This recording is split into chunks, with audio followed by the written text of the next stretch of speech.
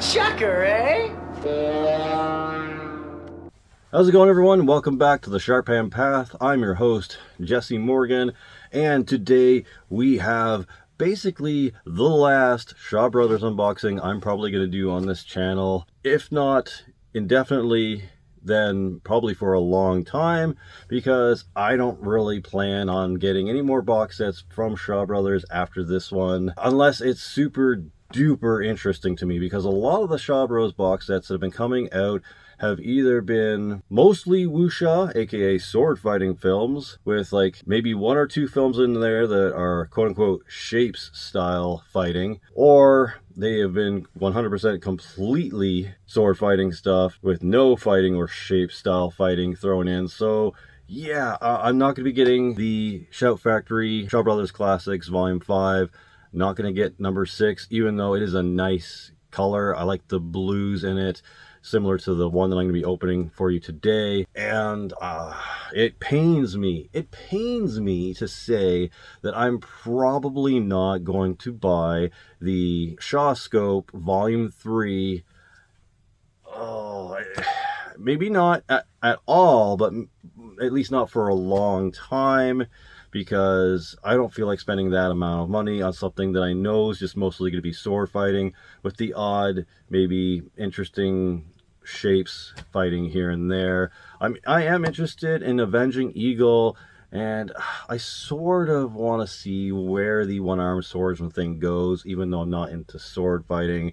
It's just been talked about so much in the martial arts cinema circles here on YouTube that it's piqued my interest, but I don't know. Anyone, feel free to go in the comment section and let me know if there is a reason to buy the third volume of Shaw Scope that doesn't include the wuxia or sword fighting stuff in it. Is there something in this box set that should be piquing my interest that isn't sword fighting or wuxia type styles in it?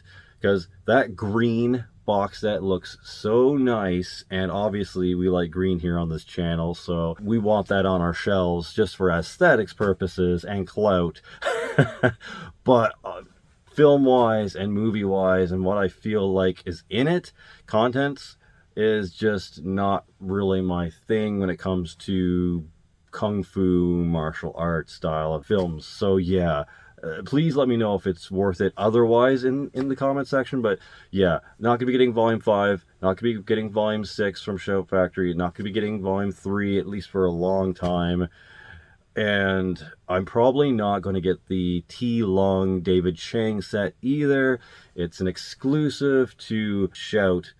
And the border fees, the stuff that the border charges for that, the import fees, just, it's really discouraging for someone in Canada that has to pay out an extra 30 or 40 bucks on top of the almost 200 Canadian that we already paid for it, just for stuff that's probably not really my thing.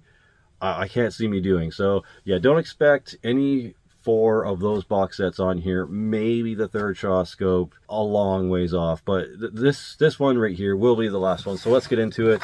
Here we go. Shout Factory, the last Shaw Brothers related box set I'm going to be doing on this channel for a while. Let's open it up and discuss the films that are inside. Hopefully this is interesting enough for me. Hopefully there's less wuxia. And there we go, the nice blue colored box set, volume 4. There's the films there, and here is the back. I really do dig the artwork for this one. That sword is really cool looking, even though, again, not really into sword fighting stuff. The funny thing is, I've been learning sword forms before in martial arts, and it's interesting learning them, but they're not super duper interesting to watch for some reason for me. Anywho, I digress. Let's get into the actual films in here and talk about which I'm more intrigued to find out about. First case is the Rebel Intruders and Two Champions of Shaolin.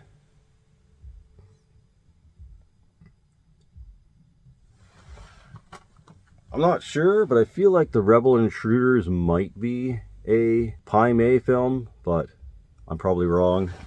It just sounds like something that would have to do with Pai Mei, but I don't see anything to do with that on the cover or on the back here, so probably wrong. The Rebel Intruders is from 1980, and so is Two Champions of Shaolin. Both seem to have English dubs, so that's great.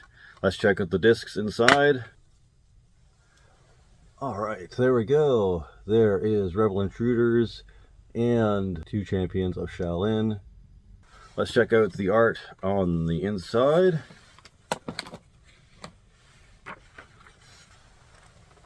There we go. There's the two posters there. Pretty neat. I dig all the weapons in the background and the martial arts poses. Pretty cool. And this one's a bunch of floating heads and kind of a combat situation going on at the top while a bunch of people watch. Not bad. Nothing to write home about, but not bad. Now, if I could get this in before I become geriatric, that'd be great. So, what do I think about Rebel Intruders and Two Champions of Shaolin off the bat? Just looking at them, I feel they're probably not going to be too different from each other. There's a lot of weapons looking like they're being involved. The Rebel Intruders has quite a few Venom Mob in it, so that's cool. It's got Philip Kwok, Cheng Sheng, Lu Feng, Lo Mang, Sun Shen. I think it's cool that Philip Kwok does a lot of the martial arts directing in it.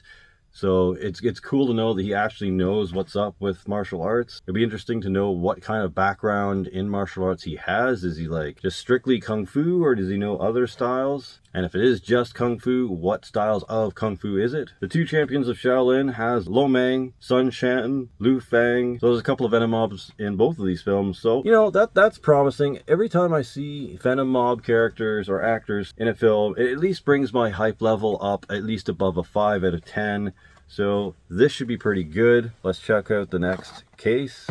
Next case has Legend of the Fox and the Black Lizard. So I've already been warned that the Black Lizard is all kinds of fucking weirdness.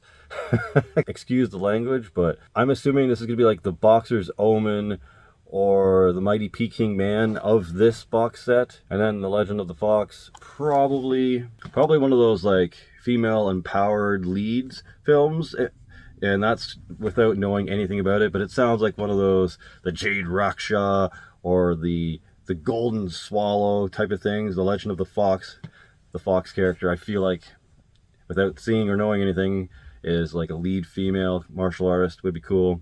Philip Kwok is in The Legend of the Fox. Lu Feng, Chang Sheng, and Linda Chu. I'm assuming Linda Chu is probably the Fox. Again, I don't know anything about this, but I feel like that's probably what is going on here. Feel free to let me know different in the comment section.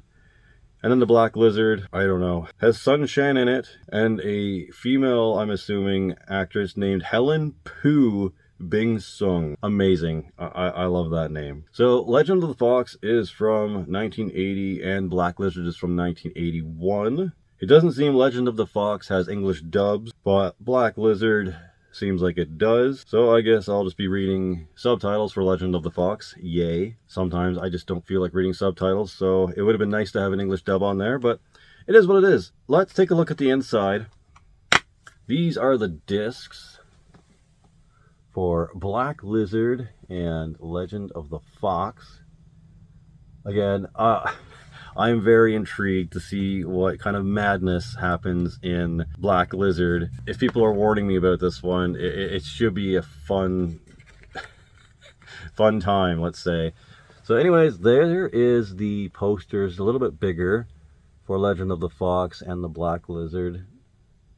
Legend of the Fox, that poster doesn't do anything for me. Black Lizard, I mean, it has a lizard on the front, so at least there's something going on with the title and imagery, cohesion there. But other than that, doesn't really tell me too much about what's going on or set my expectations one way with the films. If what I am thinking about Legend of the Fox is true, cool, strong female lead, martial artist. I always dig that. 6 out of 10 anticipation for that, maybe. Black Lizard, it's probably going to be bonkers, face-palmingly cringe, weird shit. So it'll probably be like a 2 or 3 out of 10 movie, but my interest is also maybe around a 6 or a 7, just to see what the hell goes on there. Can't wait. Alright, the next case has a couple of fairly interesting ones. These are pretty high on my expectations list. This is House of Traps. It's probably one of the most famous Shaw Brothers ones, or infamous, one of the way or the other, that I've heard about. There's a lot of hype about it, and everyone talks about this who talks about Shaw Brothers, so that better be a damn good one. And the other one is Masked Avengers. Not that I can really see it on the front. Oh, it's blended in. So, yeah, right there. It says Masked Avengers. Those seem interesting. I feel like there's probably a bunch of Venom mobs in these. Sun Chen and Philip Kwok, Chang Shang, yep, so they're in the House of Traps. And then Philip Kwok again, Chang Shang, Lu Fang. So yeah, a few more in Masked Avengers. So fairly high expectations for this one. They're obviously going to deliver bang-on performances. Always a huge fan of Philip Kwok. He's my favorite of the Venom mob. And as I say, not just because he reminds me of my Shifu from Iron Leaf, but because his characters are always usually the most entertaining out of the films. House of Traps was made in 1978, and Masked Avengers is 1979. So out of the 3 cases here, still in the 70s. Let's check out the discs. So there we go. There's the disc for Masked Avengers, and the disc for House of Traps, aka the Trap House. It'd be funny if it was actually called that. We'd have a different expectation, I think, then. But yeah, there's those. Let's check out the posters on the inside. There are some blown up versions of the art we saw on the front of the cases for House of Traps and Masked Avengers. A little more interesting the last few posters, but still doesn't give you too much. Well, that actually shows you some interesting stuff with all the cages and spikes and stuff, so that's neat. This doesn't really tell you much though, so definitely someone getting impaled on the front there with some sort of trident. Yes, that's awesome. House of Traps poster for the win. That one looks sick. Would love to get that on the wall. So yeah, that was House of Traps and Masked Avengers. 3 more cases to go and 6 more films to go. Let's go on to the 4th case, which has 5 Elements Ninjas, which again, huge name film in the martial arts cinema circle. The Sword Stained with Royal Blood. I don't know if that has too big of a name though. Clearly the winner on this and highest intrigue was 5 Elements Ninjas. Just again, would love that poster on a wall. They look pretty sick in all different colors pretty much. I mean, there's a few pink guys from what I'm seeing, an orange guy, a yellow guy, a blue guy. They're all wearing like mostly different outfits. The one guy has like a giant sun hat. The Sword Stained with Royal Blood cover doesn't, again, tell me too much. There's a guy hiding up in the rafters in this one. That's kind of neat. So maybe there's some espionage going on. Some ancient kung fu ninja espionage. So the Sword Stained with Royal Blood was made in 1981. So we're moving into the 80s now. And the 5 Element Ninjas is in 1982. So the year after that. As for cast, we've got Philip Kwok again. Man, I'm getting blessed with Philip Kwok films in this. Chang Shang and Lu Feng. And then for the 5 Element Ninjas, Lo Mang. And that seems it for the people that I recognize. But the name is highly regarded in, again, the martial arts cinema circles here on YouTube. So high anticipation for that one. And then with the Venom mobs that are in Sword Stained with Royal Blood, probably will be good. Let's check out the discs. Oh yeah, the 5 Element Ninjas disc looks awesome. Check that out. Pretty sweet. Love the outfits. Love the color schemes. Very like Kung Fu Power Rangers. And then there's Sword Stained with Royal Blood. Sword, honestly, I don't know if you guys are into Giallo or not, the Italian horror films, but does Sword Stained with Royal Blood not sound kind of like a Giallo title? Kind of neat. Just some food for thought. I don't know if there's any correlation there, but probably not. It really sounds Giallo-esque. Let's check out the posters now. Here are the posters for Sword Stained with Royal Blood and 5 Elements Ninjas. If I ever had more room space with wall space, I might get a poster of that done up via Staples or something. Yeah, obvious winner of the posters there. Let's move on to the second last case. We have Shaolin Prince and Shaolin Intruders. Shaolin Intruders also sounds like maybe a Pai Mei film, and I think it is because I see the dude there. Wait, Shaolin Prince. There's a dude with white eyebrows here too. Did I get a double feature of Pai Mei? That'd be amazing. Anyways, Shaolin Prince and Shaolin Intruders, back-to-back Shaolin flicks. A lot of those in the Shaw Bros. Shaw Bros love their Shaolin films. Let's check out the discs. I'll talk about the film's date and stuff after this. Hold on. So there are the discs. Slightly different art from the posters, but yeah. Yep, those are some interesting discs. Let's check out the art, check out the posters. There are some bigger versions of the art we saw on the front.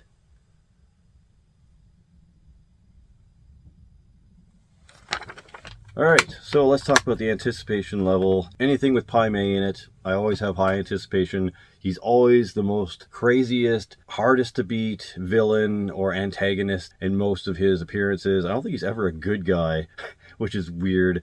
But yeah, he's always the most interesting part of a film that contains a Pai Mei character in it. Shaolin Prince has Ti Lung, Ku Fang, and that's about it for the people I'm aware of. Was made in 1983. Seems like both of these have English dubs, so that's nice. I don't know if I talked about the dubbing of the last ones. Sword Stained with Royal Blood does not have English dubs, but Five Elements Ninjas does. Alright, so there we go. And then this one has dubs for both films, so that's good. Should be interesting to see how these go. Just looking at the posters, I will probably be more interested in Shaolin Prince, because it obviously has a white eyebrows character on the front, aka Pai Mei type character. But maybe Shaolin Intruders also has a Pai Mei character in it. I can't remember. I have a list of films that have Pai Mei in it, and I don't remember if that was one where he was in it or not. It looks like a big battle for sure, or at least there is a huge battle in it. Let me know which film is better in your opinion, Shaolin Prince or Shaolin Intruders.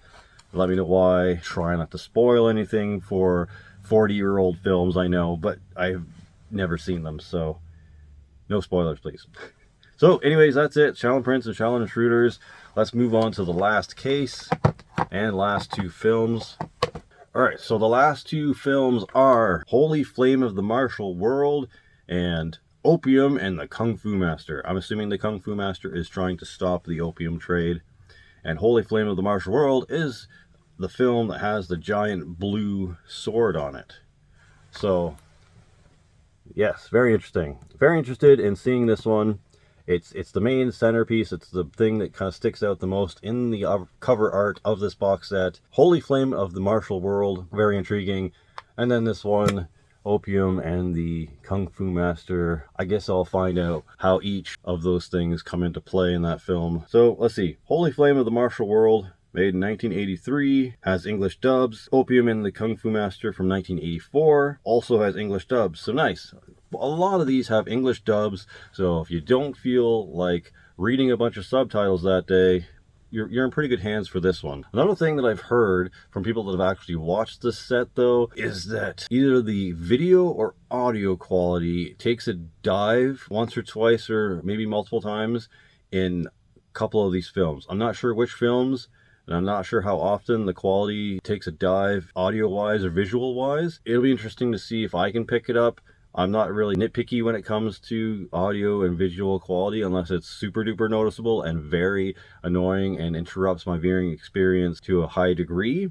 So it'll be interesting if I pick up a difference from some of these films compared to the other box sets I have. Let's see who's in Holy Flame of the Martial World. Philip Kwok is literally the only one that pops out on here, but that's okay. Philip Kwok's enough. I like him, so hopefully his character has a big part in this. And hopefully there's something super duper interesting with the flaming sword. Who is in Opium and the Kung Fu Master? Ti Lung, alright, and Chen Quan Tai. Nice. Actually, you can kind of tell that he's in there from that. That's Chen Quan Tai right there. can't really see, it's super small, but trust me, I can tell that it's him. Fairly recognizable if you've seen a few of his films, so that's cool. I like Chen Quan Tai. He's a really good actor. T Long, I don't know, I could take him or leave him depending on what he's in. He doesn't have a super duper memorable, unique face. Kind of has like you could look like anyone type of person. I feel like T Long is the type of actor you could dress up and dress down and have a million different facial features or wigs or outfits, and you could have him be like 3 people in a movie and you'd never notice the difference. Whereas Philip Kwok or Ku Fang or the other Venom mobs, you'd be like, okay, you can tell that it's the same Venom mob. Like even Chen Quan Tai, you can kind of tell that it's him, even if you dress him up or dress him down or do something crazy with his wardrobe. With the actors that are in the Kung Fu Master, the opium one, I'm interested in that. The one actor and the MacGuffin of this film for Holy Flame of the Martial World has me interested. So most of these, I would say my interest is at least above a 5 out of 10.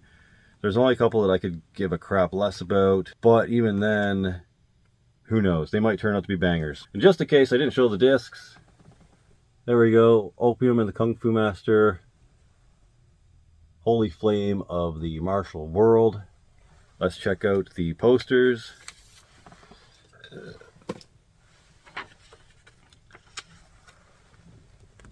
There we go. There's a better look at the posters. Pretty cool poster. This one, pretty mid. Gotta say, fairly mid poster. That one's neat though. So that is it. That is the last case in here with Holy Flame of the Martial World and Opium and the Kung Fu Master. Which of those 2 films do you like better and why? And again, please don't spoil anything for these over 40-year-old, 50-year-old movies. Anywho, that is the 4th edition of the Shout Factory Shaw Brothers Classics. Again, really enjoy the cover art, the box art for this. The color is so good. The yellow with the teal blue, so nice. And even though volume 6 is fairly similarly nicely colored and the art is good, I'm not going to get it. I appreciate if you stuck around this long. If you stuck around this long in the video, give yourself a fat clap on the back for being a trooper. Please subscribe. It would really be appreciated. It lets me know I'm doing a good job on here. It lets me know you guys appreciate the content.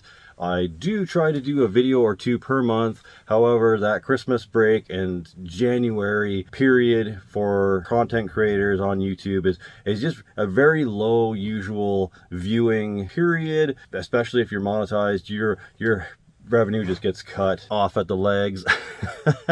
This channel isn't monetized and probably won't be ever unless something crazy happens on here. This is a hobby of mine. I enjoy coming on here with you guys, talking kung fu and martial arts films in between my martial arts journey in real life videos. So yeah, please come on back, please subscribe. Hit the like button if you feel like this was a good enough video to like. I'm hoping that they do more Golden Harvest box sets because the films on that label is really, really cool. And again, if Bruce Lee found them worthy enough of joining, there must be a reason for that. And I'd love to dive into more Golden Harvest box sets that aren't the weird first volume that they put out. What an odd decision that was. If you're first time diving into Golden Harvest, I don't know if that was the best idea. I feel like they probably should have put out the Golden Shining Stars box set, volume 2, as their first one, and then maybe did the second one as that weird, sexy ghost robot shocker box set. I don't know. I don't run a giant company, so I don't make big decisions like that. Looking forward to volume 3. Hopefully it's something cool, because I will probably be picking that one up. Cheers and thanks for watching, and until next time, Shei, Na Shin, and One On. We should run. We should hide. We should kick their butts.